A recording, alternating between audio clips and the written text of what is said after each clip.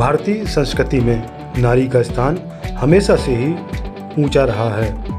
आज जो समानता की बात होती है उससे ही बढ़कर हमारे वेद शास्त्रों में, धार्मिक कथाओं में नारी को पुरुष से पहले ही स्थान दिया गया है।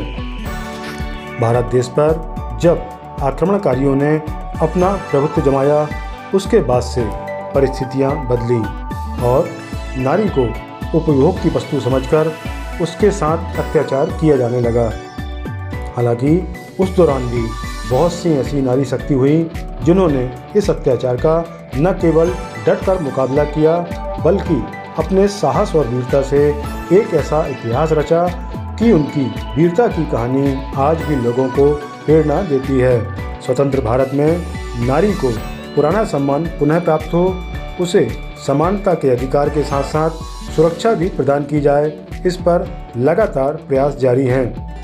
हालांकि पिछले एक दशक में इस व्यवस्था में आमूल-चूल परिवर्तन हुए हैं। आज हर क्षेत्र में नारी पुरुषों के समानांतर कार्य कर रही है, बल्कि यूं कहें तो अतिशयोक्ति नहीं होगी कि पुरुषों से बेहतर कार्य कर रही हैं।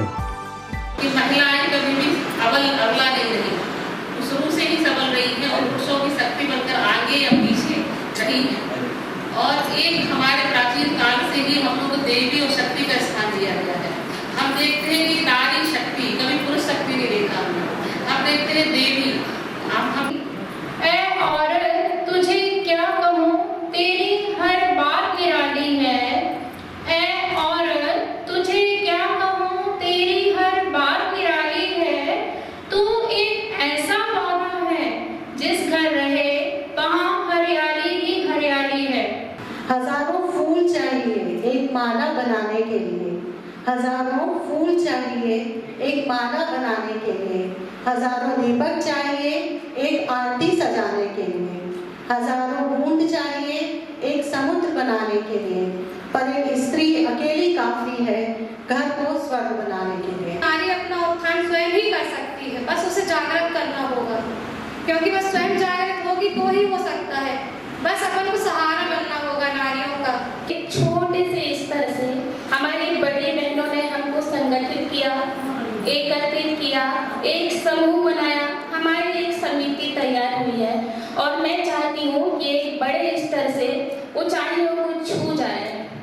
और ये हमारी पहली जो सीढ़ी है, ये मंजिलें दर मंजिलें पार करती जाए, मंजिलें दर मंजिलें पार करती जाए। एक मुस्कान उसकी गमों को भुला देती है, एक मुस्कान उसकी गमों को भुला देती है। नारी की कोमलता हर कठोरता को पिघला देती है, नारी की कोमलता हर कठोरता को पिघला देती है। कभी जनक की जानकी तो कभी राम की सीता, कभी जनक की जानकी तो कभी राम की सीता। कभी काली सा क्रोध है इसमें तो कभी शकुंतला की शीतलता, कभी काली सा क्रोध है इसमें तो कभी शकुंतला की शीतलता। यम को भी हरा दे, यम को भी हरा दे ऐसी सावित्री सी पतिव्रता, यम को भी हरा दे ऐसी सावित्री सी पतिव्रता। द्रौपदी सा लोच है इसमें, इसमें धरती की है सहनशीलता, इसमें धरती की है सहनशीलता। हमारे स्वर्णकार समाज, खासकर महिलाएं बहुत पिछड़ी हुई थी, लेकिन अब ऐसा नहीं है। आज की नारी पुरुषों के कंधे से कंधा मिलाकर आगे बढ़ रही है और जिसको हर सिक्के के दो पहलू होते हैं, उसी प्रकार से हमारे नारी के स्वरूप को भी दो रूपों में देखा गया। इसको हमेशा अबला के रूप में उजागर किया गया, जैसा कि वास्तव में नहीं है। अबला जीवन हाय तुम्हारी यही कहानी, आंचल में है दूध और आंखों में पानी। आज ये उक्ति हमारे देश की, खासकर हमारे समाज की महिलाओं ने ये उक्ति झूठी साबित कर दी है। कौन कहे हम अबला हैं, हम सदियों से सबला हैं, हम है शक्ति सूर्य की आभा, हम विद्युत से चपला है वाली उक्ति को आज की नारी चरितार्थ कर रही है।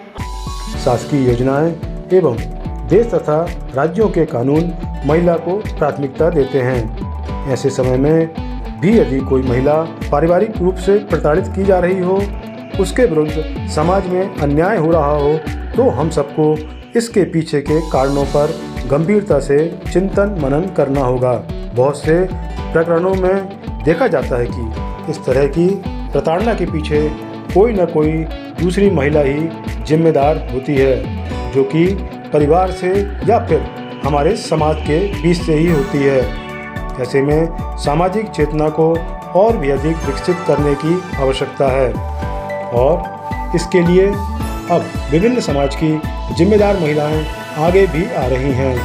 मैं एक परित्यक्ता महिला हूँ। 8 साल से मैं अपनी माँ के साथ में मायके में रह रही हूँ।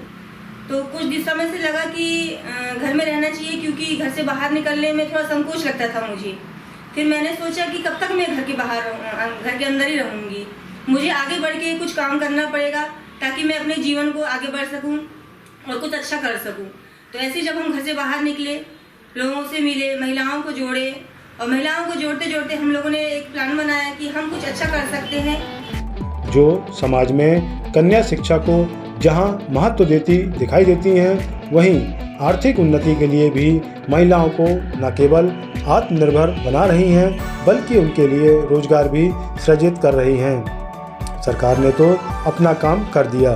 अब समाज और परिवार को ऐसा एक वातावरण निर्मित करना होगा जहां महिलाएं न केवल सशक्त बने बल्कि संस्कारित भी बने। परिवार एवं समाज की मर्यादा का सम्मान करते हुए यदि सफलता के शिखर को हासिल किया जाए तो अच्छा होगा। अन्यथा बहुत लोगों द्वारा जो सफलता पाने के लिए दूसरे रास्तों का अनुसरण करते हैं, वह न केवल परिवार व समाज अपितु राष्ट्र के लिए भी घातक है। उसमें हमारी संस्कृति का बहुत हनन हो रहा है। हम देखते हैं कि उसमें जो हमारे यहाँ पे मर्यादाएं हैं, परंपराएं हैं, संस्कृति है, उसको कहीं ना कहीं छेड़ा जा रहा है और जो आने वाली पीढ़ी के लिए बहुत ज़्यादा दुखदायी है। और आगे आने वाली पीढ़ी इससे जो सीखेगी उससे भविष्य उनका भी खराब होगा, समाज का भी और देश का भी। हमें अपनी स्वतंत्रता की एक सीमा रेखा तय करनी होगी। समाज में यदि बराबरी चाहते हैं तो दूसरों को भी बराबरी में सम्मान देना होगा। हम एक विकसित भारत की ओर तेजी से बढ़ रहे हैं। ऐसे में महिलाओं की भूमिका भी अहम हो जाती है। जब समाज विकसित होगा तभी राष्ट्र भी विकास की ओर अग्रसर होगा और हम तब जाकर विश्व गुरु बन सकेंगे। घर घर में नारी के सपने, घर घर में नारी के सपने, सुख का एक आकाश चुने, सुख का एक आकाश चुने। बाप का सीना बने हिमालय, बाप का सीना बने हिमालय। मुझे भी हक है अपने हिस्से का, मुझे भी हक है अपने हिस्से का जीवन जीने का।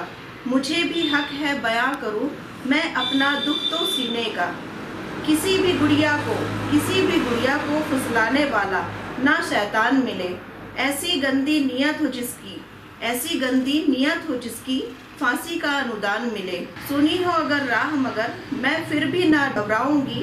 गंदी नियत से सारे राह आते जाते ना पूरी जाऊंगी। बेटी हूँ बस इसी वजह से, बेटी हूँ बस इसी वजह से मुझे भ्रूण में मत मारो। बेटी हूँ मैं इसी वजह से मुझे भ्रूण में मत मारो। दहेज के लालच में नारी, दहेज के लालच में नारी को कभी भी मत दुत्कारो। खुद की गंदी नियत से मुझ पर, खुद की गंदी नियत से मुझ पर अपनी आंखें मत सेको। यदि मैं तुमको ना कह दूं तो मुझ पर ऐसे मत फेंको। जब वहशीपन हवस बने, जब वहशीपन हवस बने तो खुद से एक फरियाद करो। खुद की माता और बहन को मन में अपने याद करो। उसका ना अपमान करो, मत पूजो कम से कम उस नारी का सम्मान करो। ये प्राणदायिनी है, जननी है, दात्री है, प्रसूत पुनीता है। ये खुद में इतनी पावन है जितनी गौ गंगा गीता है। घर घर में नारी के सपने, खुद एक आकाश चुने।